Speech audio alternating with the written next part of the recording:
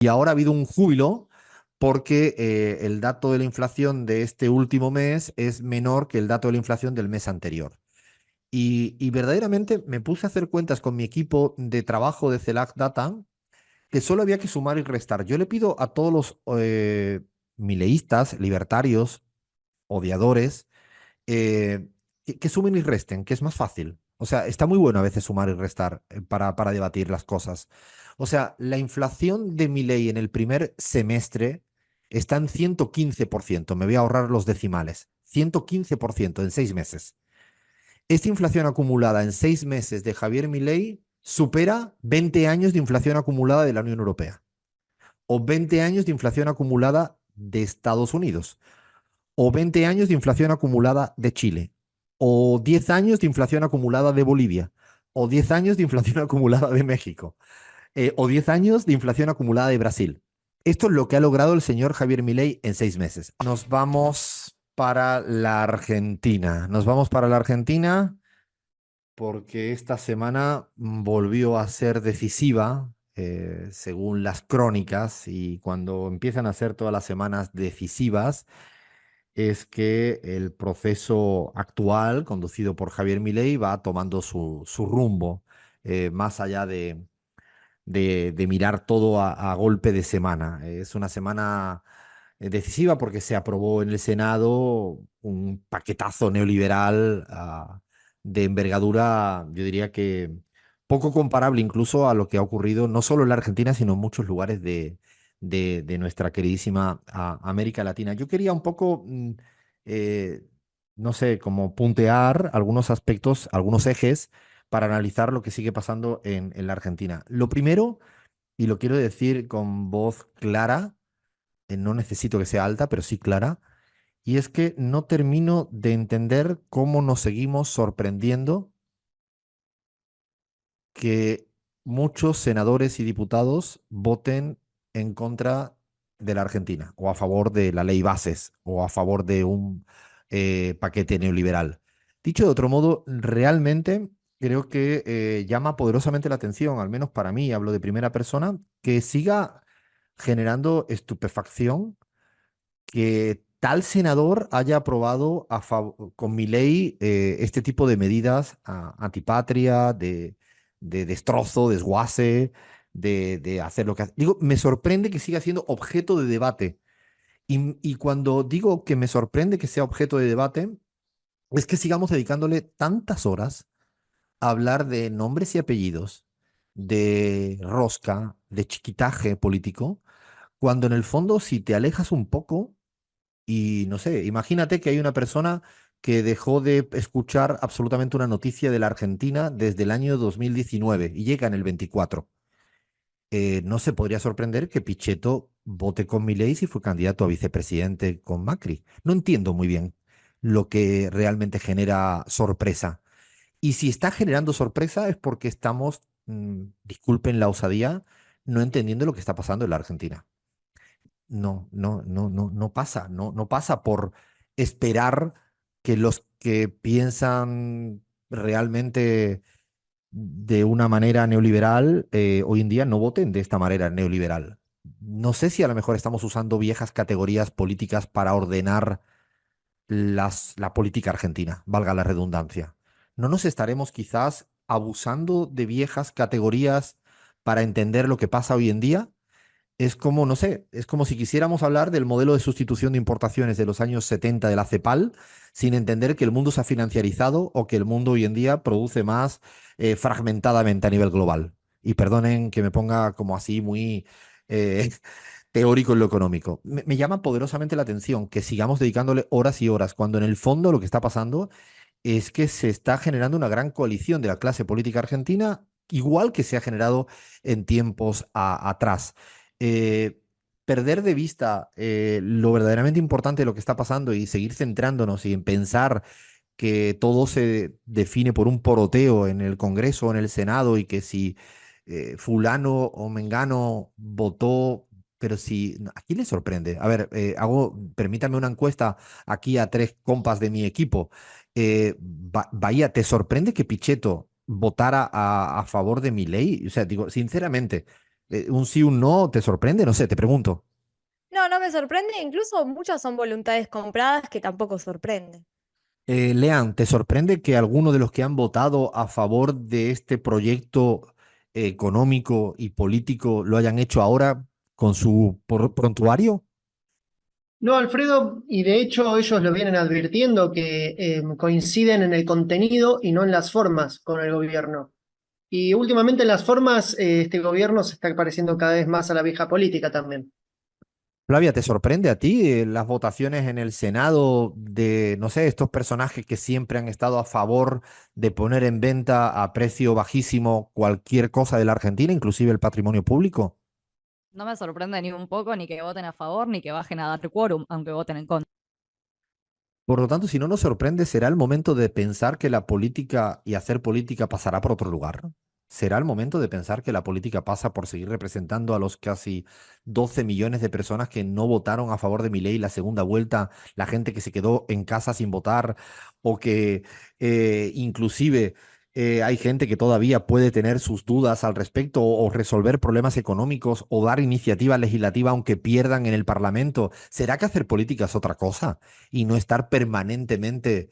No, siento a veces que hay como una suerte de bucle donde no paramos y no se para de analizar las cosas desde una mirada verdaderamente chiquita en comparación. ¿Esto significa que yo aplauda estos nombres y apellidos? No, pero no me sorprende, por lo tanto no le voy a tener ningún tipo de expectativa. Este era un eje que quiero remarcar para analizar este momento. Y el segundo es el dato de la inflación, el dato de los precios. Y ahora ha habido un júbilo porque el dato de la inflación de este último mes es menor que el dato de la inflación del mes anterior. Y verdaderamente me puse a hacer cuentas con mi equipo de trabajo de CELAC Data que solo había que sumar y restar. Yo le pido a todos los mileístas, libertarios, odiadores, que sumen y resten, que es más fácil. O sea, está muy bueno a veces sumar y restar para debatir las cosas.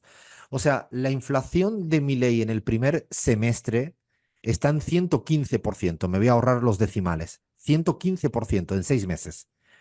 Esta inflación acumulada en 6 meses de Javier Milei supera 20 años de inflación acumulada de la Unión Europea o 20 años de inflación acumulada de Estados Unidos, o 20 años de inflación acumulada de Chile, o 10 años de inflación acumulada de Bolivia, o 10 años de inflación acumulada de México, o 10 años de inflación acumulada de Brasil. Esto es lo que ha logrado el señor Javier Milei en 6 meses. Ahora bien, unos me dirán, pero compáralo con los primeros 6 meses del gobierno de Alberto Fernández. Pues también los supera por goleada. Pero es que si lo comparamos con los 6 meses de Cristina Fernández de Kirchner, sea el primer gobierno o el segundo gobierno, también Javier Milei ha batido todos los récords en negativos.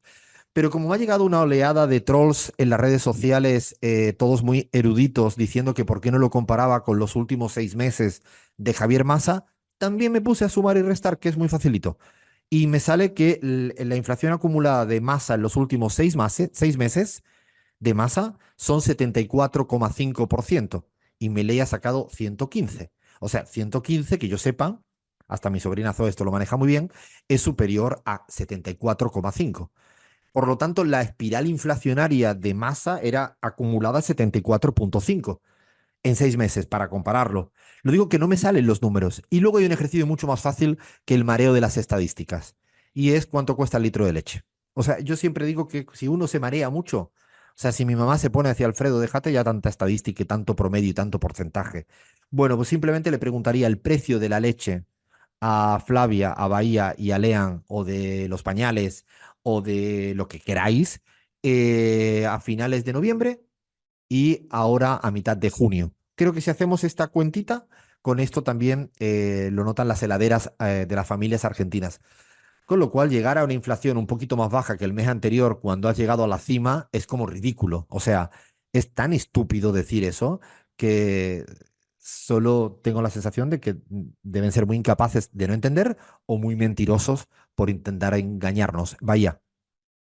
Sí, ahí cortito en función de lo que decías de los comentarios en relación con ese cuadro de inflación, muchos nos decían, votantes de Milei, evidentemente, desinforman sin mentir, lo cual es que también estaban reflejando que un poco la realidad es tal cual. Y también, digamos, no es necesario hacer esta cuenta matemática, sino ir al supermercado y en definitiva lo que se está discutiendo en la ley de bases, que lo hablábamos un poco con Crismar fuera del aire, para el que no entiendo, que no sigue la política argentina o que está en otro país, esta ley Frankenstein, que tiene muchos aspectos, desde las privatizaciones, desde cuestiones del empleo, artículo por artículo, las consecuencias son estas, que es el empobrecimiento de la población, que son salarios muy bajos y precios muy altos, aunque la inflación mes a mes esté bajando relativamente, ¿no?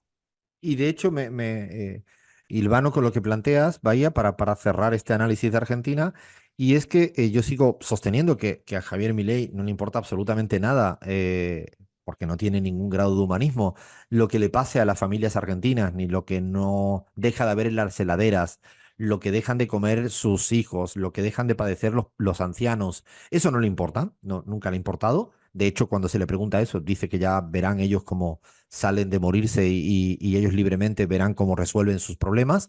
No le importa, pero lo peor de todo esto es que, y de ahí viene de que sigue sin realmente dar respuestas en materia macro. No le da ninguna cifra. No llegan un dólar, sigue sin llegar un dólar, la inversión extranjera directa no llega. O sea, sigo sugiriéndole que calculemos la tasa de rentabilidad de los viajes al exterior.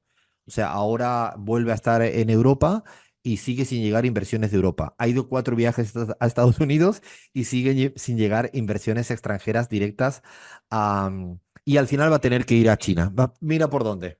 Ay, qué mala suerte que va a tener que ir a ver al presidente comunista y tener que estar allá porque necesitaba la plata de los comunistas chinos. Y empieza a tener un tambaleo muy fuerte en materia porque no llegan los dólares por ninguna parte. La gran pregunta que no hay que olvidar es hasta qué tiempo, hasta qué momento va a poder seguir sosteniendo su política cambiaria, caiga quien caiga, dicho de otro modo, sin tener dólares que no llegan por ninguna parte y hasta qué punto va a poder seguir, como él mismo dice, absorbiendo los dólares del ahorro de muchas familias argentinas que pudieron tener ahorro gracias a décadas que las cosas iban bastante mejor. Por lo tanto, no le cuadra ni la cotidianidad microeconómica y social, no le importa, tampoco lo macroeconómico y por dónde él pretende realmente ganar, pues con la batalla cultural. El objetivo que él tiene es seguir instalando una matriz de ideas en ese plano de la batalla cultural y para eso cada día estoy más convencido que está utilizando el escenario exterior.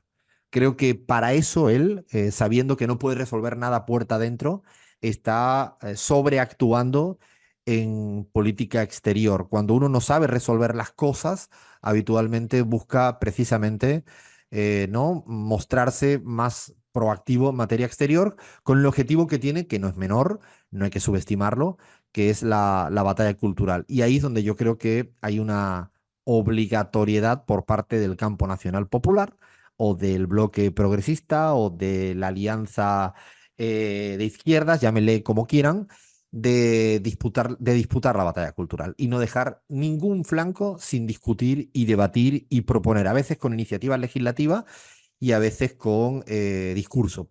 Me parece que, por ejemplo, lo que ha hecho esta semana Axel Kicillof de estar en Roma hablando con el Papa y dejando claridad de cuáles son sus ideas, acompañado a una cosa que a lo mejor tiene menos escenario internacional, que es seguir gestionando una cosa que se llama cuenta provincia, que es una herramienta que demuestra que sí se puede.